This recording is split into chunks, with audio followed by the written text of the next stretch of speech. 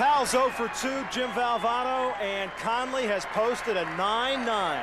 He has stated that he might go for the spectacular one. He'd like to take off from behind the foul line. Is he going to do it? Can he do it?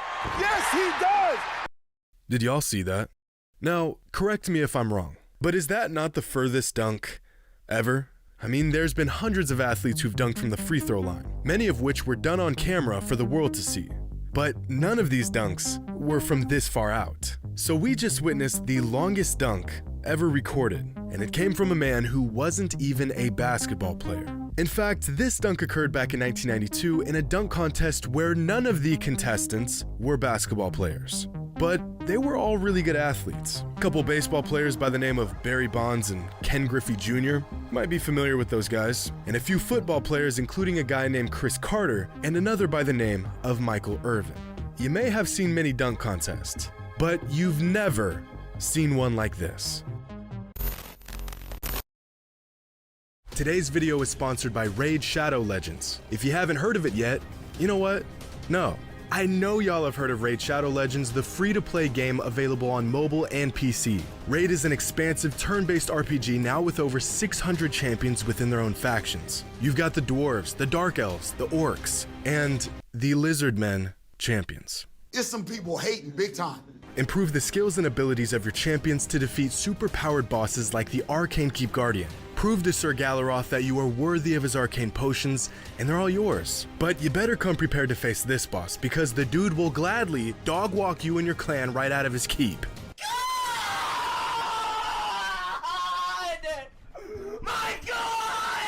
There's a fresh rotation of the Hydra boss and a ton of events and tournaments every single day, including some special Valentine's Day events where you can score a brand new legendary champion. After seeing Raid absolutely everywhere I looked, I had to try the game out myself. And brothers, I'm invested. I'm making progress, I'm getting my numbers up. Some may even say that I'm the Brian Scalabrine of Raid Shadow Legends. Mid at best, but always giving my best effort. There's never been a better time to get started on Raid, and if you use my link in the description or scan the QR code right here, new players will get a free starter pack worth nearly $30 to kickstart your progress. You can find your rewards within the game in your inbox for the next 30 days only. So be sure to download Raid Shadow Legends today using my link in the description or the QR code on your screen. The 2022 dunk contest was, well, let's just say it wasn't very good. And now, Jason Richardson, left hand. That's tough. Nope. 10. No. No. We are. Okay. You know what? Who am I kidding? This year's NBA dunk contest was atrocious. No stars, so many failed attempts that I was actually wondering if the network was going to go to a commercial break in the middle of an alley-oop, and NFTs and Timberland boots as dunk props. I never, ever thought I'd see the day where a skills challenge was more entertaining than a dunk contest. And yet, here we are. But I'll cut these young guys some slack, because honestly, the bar has been set extremely high. We've seen just about everything there is to see in the world of dunking, with the internet and social media providing us with every dunk and angle and prop and athlete imaginable. I suppose it's next to impossible to really impress fans these days. I am being dead serious when I say last week I saw a man pull off a double East Bay on my Instagram feed, and I wholeheartedly was kind of impressed for a moment, and then I kept scrolling. That ain't right. We are spoiled with endless amounts of crazy basketball content 24/7, so these days you gotta get creative with what you bring to the table. And when it comes to the NBA Slam Dunk Contest, I really don't know how much crazier things can get. Which is exactly why the NBA needs to implement an entirely new system to the age-old event. A new variable to the Slam Dunk Contest that I think would make things infinitely more interesting. Something that we've actually seen before, way back in the late 80s and early 90s. Back in 1988, Foot Locker had a stroke of genius when they thought to themselves, hey, what if we had a slam dunk contest, but without any basketball players? Brilliant! Introducing the Foot Locker Slam Fest, featuring all your favorite athletes doing something they don't usually do. Now, the first Foot Locker Slam Fest was back in 1988, but other than a mention of the event in future broadcasts, I can't find a single article or video on the contest, so we're just gonna act like it didn't exist. Is this historically accurate? No. Do I care? No. 1 year later, Foot Locker brought back the Slam Fest and all of its greatness, and immediately some of the biggest names in sports entered in on the action. NFL Hall of Famer and that one player I used to absolutely trash my brother with in NFL Street, Eric Dickerson, was one of the contestants. The multi-sport legend Deion Sanders also took part in the contest, adding to the list of athletic feats he can do that most of us can't. One of the greatest track and field athletes of all time, Carl Lewis, was also competing that night. In just its second year, the Slam Fest was drawing in some of the biggest names in sports. But this name right here may look familiar. Mike Conley. Not the Mike Conley we know from the Utah Jazz, but his father, Mike Conley Sr. Mike was an absolute freak of an athlete, but more on him in a little bit. This Slam Fest was a totally new concept. It was fresh, there was $50,000 in prize money on the line, and it was commentated by Ahmad Rashad and the Wilt Chamberlain. If only the dunks were as awesome as the concept itself, maybe we'd have heard of this event sooner. In the following year, the Slam Fest made its third go-around with a few new faces, one of them being long jump world record holder Mike Powell, who stopped in to show off his alien-like jumping ability. The fans were loving it, the energy was electric, the Slam Fest was a thing of beauty. 1 year, Olympic weightlifter slash strongman slash your favorite wrestler's favorite wrestler, Mark Henry, joined in on the action.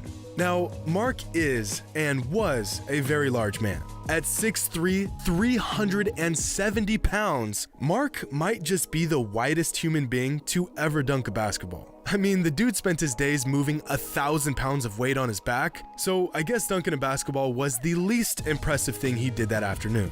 Look at this man palm this basketball like a grapefruit. Needs an 8.8 to advance to the finals. What a story that would be if he were to get into the finals. I am thoroughly impressed and equally terrified. Here's something you don't see in any other dunk contest. Barry Bonds using a can of Stickum to grip the ball better. Completely legal in this dunk contest. 1 year, the event even featured a boxer.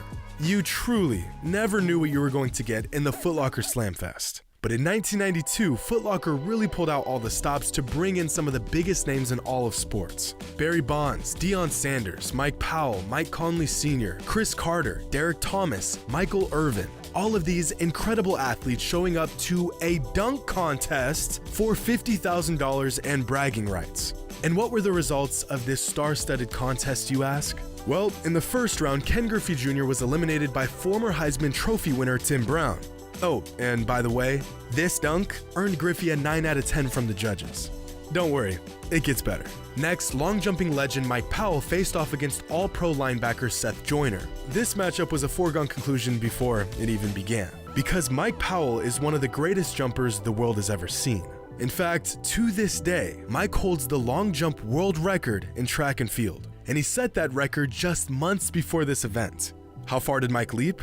Well, here's the free throw line at 15 feet out. Here's the high school three-pointer. Here's the NBA three-point line nearly 24 feet out.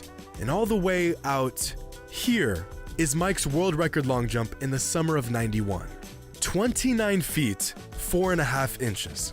Mike was a human cheat code, and he breezed through the first round of this competition. Next was American volleyball player Adam Johnson against arguably the greatest baseball player ever who couldn't get into the Baseball Hall of Fame, Barry Bonds. And, Bonds won this round. Deion Sanders advanced to the next round after defeating Mariner pitcher Eric Hansen, and on the other side of the bracket, the NFL nearly had a clean sweep with Rob Moore, Chris Carter, and Michael Irvin all advancing to the next round, joined by Mike Conley. And this is where things really heat up. In the second round, we have quite possibly the most 90s looking picture I've ever seen in my life. Barry Bonds versus Deion Sanders in a dunk contest. Give it to me! Give it to me! Just give it! If I go down, man, I'm gonna go down trying. I don't say I'm gonna make it, but I'm gonna try. I don't know about confidence right here. He tries to con everyone. Last year he said, I couldn't get off the ground, and he did fairly well. Look at him right here. Oh, yes! Mr. Bonds, and he says, I love it!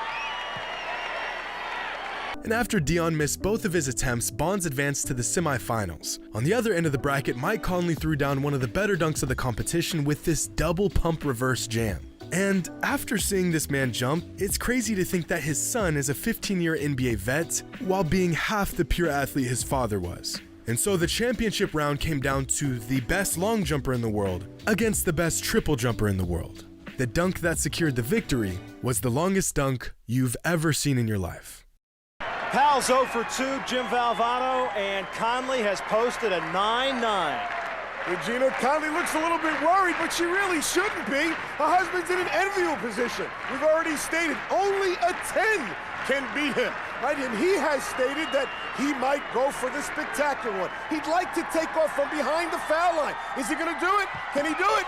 Yes, he does! Now, like many of you, I've seen a lot of dunks in my life, but never have I seen someone dunk from this far out. Dig through every NBA game, every NBA and non-NBA dunk contest. You will not find a dunk further than this. In fact, from what I've seen, all of the furthest dunks caught on camera are from guys who didn't even play in the NBA. Former college hooper Alex Austin is one of few to actually dunk from behind the free throw line, but he was just slightly behind it. Not as far as Conley. We gotta find something further. Here's a dunk from former world-class high jumper Jim Dilling. A dunk from a couple inches outside the free throw line. Incredibly impressive. But still, Jim didn't take off as far as Conley did. We gotta go further. And I think I've found the closest thing.